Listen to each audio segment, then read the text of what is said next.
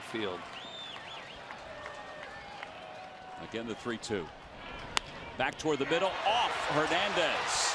Picks it up, flips underhand, it hits the runner. Here comes Mayberry, throw to the plates. He is saved!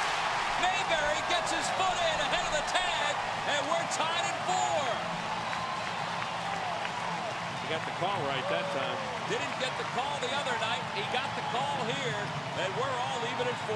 Boy, it looked like the Phillies were going to get robbed there because that's a base hit up the middle. And when it deflects off Hernandez, you're thinking, well, I'm going to have first and third. Now it looks like it's going to be an out. He hits him with it.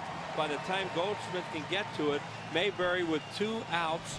See, he shut it down there a little bit going to third, and now he has to pick it up, and he beats a play. And he spiked Blanco, too.